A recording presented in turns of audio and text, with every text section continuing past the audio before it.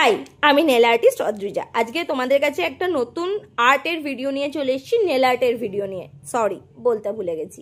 হ্যাঁ, nail art বলতে তোমরা অনেকেই জানো অ্যাবস্ট্রাক্ট আর্ট এখন প্রচণ্ড পরিমাণে ট্রেন্ডিং হচ্ছে অ্যাবস্ট্রাক্ট আর্ট। সেই অ্যাবস্ট্রাক্ট আর্টেরই ভিডিও নিয়ে চলে এলাম আজকে। 3টে কালার পরপর নিয়ে নেবো, দিয়ে মার্বেল আর্ট ক্রিয়েট করবো। মার্বেল আর্টটা করার পরে দেখো blue, green and hot pink 3টে কালার দিয়ে মার্বেল আর্ট ক্রিয়েট করবো। আমি এইভাবে ক্রিয়েট করছি মার্বেল আর্টটাকে। তোমরা যদি কেউ মনে করো যে তোমরা ব্লুমিং জেল দিয়ে করবে, মার্বেল আর্ট ব্লুমিং জেল দিয়েও হয় না তা নয়। হ্যাঁ, এবার চলে আসি আসল কথায়। আমি বেসে কোনো কালার লাগাইনি এখানে। তোমাদের যদি মনে হয় যে বেসে কোনো কালার লাগাবে, তোমরা লাগাতেই পারো। আমি বেসে কোনো কালার লাগাইনি আমার সুবিধার জন্য। এইভাবে তো পরিয়ে নিলাম, পরিয়ে নেওয়ার পরে 60 সেকেন্ড কিওর করে নিতে হবে। অ্যাবস্ট্রাক্ট আর্ট হচ্ছে, একটু বলে রাখি অ্যাবস্ট্রাক্ট আর্টের ব্যাপারে। অ্যাবস্ট্রাক্ট আর্ট হচ্ছে তোমরা যেভাবে যেটা খুশি কালার লাগাতে পারো, যেভাবে খুশি করতে পারো। এটার কোনো শেপ হয় না অ্যাবস্ট্রাক্ট আর্টে, সেইটার জন্যই অ্যাবস্ট্রাক্ট এই নামটা।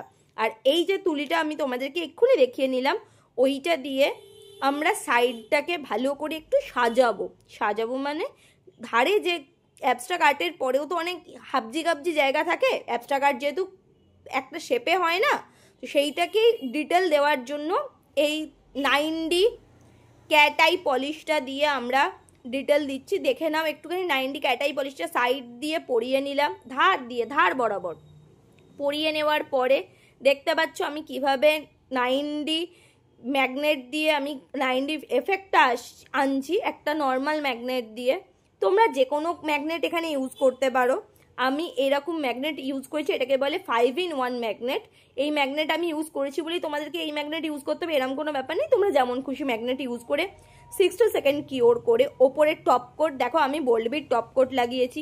আমি কিন্তু সব কালার যা লাগিয়েছি 9D পলিশ পুরোটাই TFF এর, লাস্টে শুধু বোল্ড বিট টপ কোট দিয়ে সিল করে নিয়েছি। বোল্ড বিট টপ কোটটা 120 সেকেন্ড দিতে হবে।